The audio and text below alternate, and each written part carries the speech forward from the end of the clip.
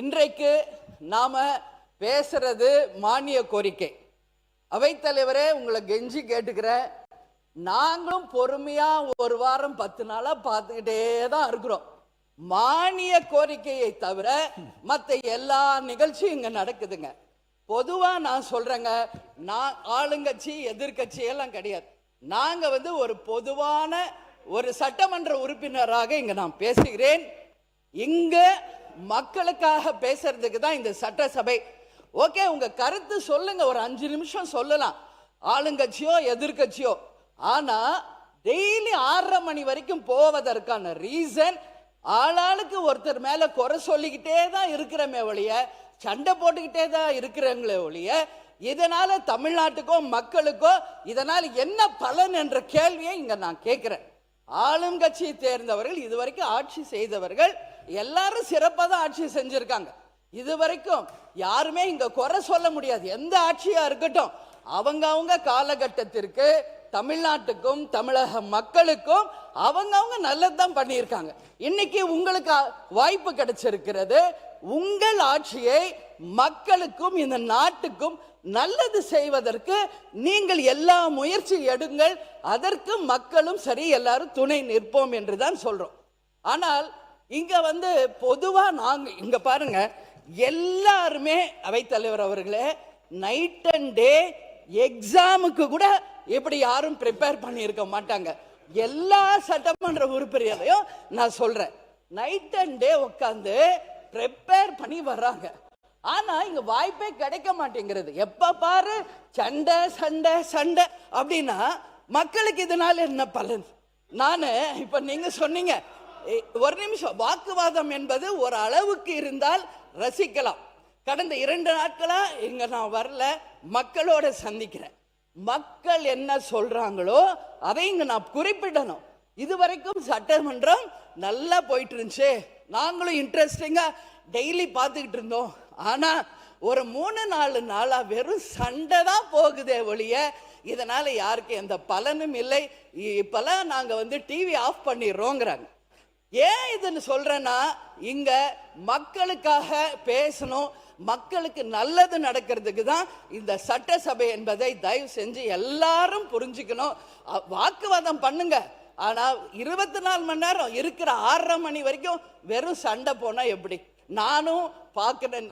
முந்தானத்து 6 மணி கோரிக்கை, கடைசி வரைக்கும் 4 மணி வரைக்கும் 2 மானிய கோரிக்கை கூட நம்மளால பேச முடியல. அவை தலைவரே, இது ரொம்ப ரொம்ப மனசு கஷ்டமா இருக்கு. எல்லாருக்கும் நீங்க வாய்ப்பு கொடுங்க. பேசினவங்களே தான் பேசுறாங்க, சண்டை போட்டவங்களே தான் சண்டை போட்டுக்கிட்டு இருக்காங்க. அப்புறம் அப்ப எல்லாரும் அவங்கவுங்க வேலையை விட்டுட்டு எக்ஸாமுக்கு ப்ரிப்பேர் பண்ற மாதிரி 3 மணி 4 மணி வரைக்கும் ப்ரிப்பேர் பண்ணிட்டீங்க. உட்கார்ந்து கடைசி வரைக்கும் மக்களை பத்தி பேசவே முடியல. வேடிக்கை பார்த்துட்டு சண்டையை பார்த்துட்டு போறதுக்கு அதனாலதான் உங்களுக்கு நீங்க அனுமதி அளிச்சேன். உறுப்பினர் முருகன், நீங்க தொடர்ந்து பேசுங்க.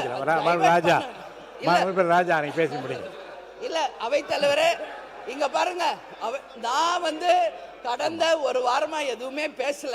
நானும் ரொம்ப பொறுமையா இல்ல, போதும். ரொம்ப நல்ல கருத்து நயமா சொல்லிட்டீங்க, போதுமானது. அவர் உறுப்பினர் இன்னும் 12 பேர் பேசணும், போதும். இப்போதைக்கு இது போதும். அப்புறம் அடுத்த மானிய கோரிக்கை வரும்போது நீங்க பேசலாம். பொறுமை காக்கணும், மக்களுக்காக இங்க எல்லாரையும் பேச வைக்கணும்.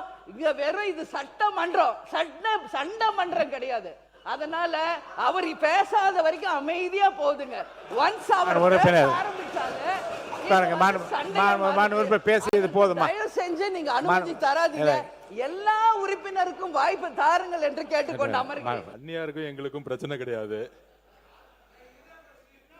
அந்நியார் பிரேமலதா விஜயகாந்த் மேடம், நாங்களும் எங்களுக்கும் விஜயகாந்த் சார் ரொம்ப பிடிக்கும். இதே சட்டசபையில எந்த மாதிரி குரல் கொடுத்தாரு எங்களுக்கும் தெரியும். ரவுத்திரம் பழகுன்னு பாரதி சொல்லியிருக்காரு, ஒரு தவறோ ஒரு உண்மை இல்லைன்னா மட்டும்தான் நாங்கள் எந்திரிக்கிறோம். இதே பரமக்குடி எம்எல்ஏ அவர்கள் தொகுதி சார்ந்து பேசினாரு, நாங்கள் இதே இடத்துல அறிவிச்சோம். ஒலிம்பிக்கோடைய அகாடமி இன்டர்நேஷனல் ஸ்டாண்டர்ட் லெவலில் திமுகவுடைய எம்எல்ஏ இருக்கக்கூடிய பரமக்குடியில் வருதுன்னு சொன்னோம். அப்போ ஒரு உண்மைக்கு மாறான தகவல் சொல்லும் பொழுது நாங்கள் எந்திரிக்கிறோம்.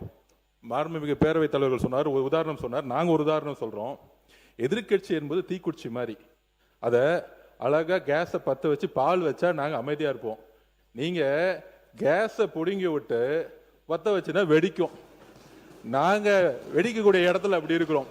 சோ நல்ல கருத்துக்களையும் நீங்க சொல்ற மாதிரி மேடம் மேடம் மேடம் மேடம் ஒரே ஒரு நிமிஷம் மேடம் மேடம் நீங்களே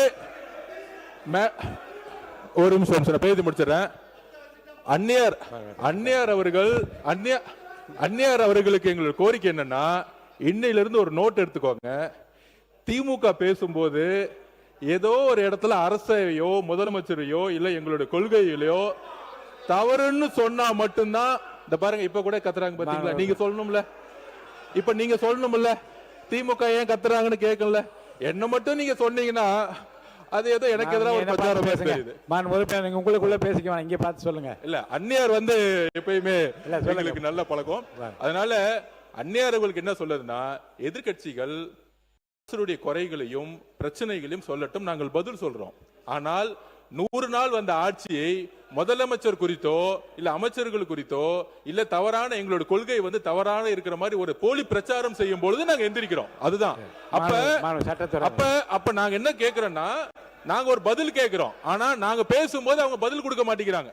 இப்ப கூட பாருங்க, எதிர்க்கட்சி தலைவர்கிட்ட ஒரு கேள்வின்னு சொல்ற உடனே எல்லாரும் எந்திரிக்கிறாங்க. அதுதான் பிரச்சனை.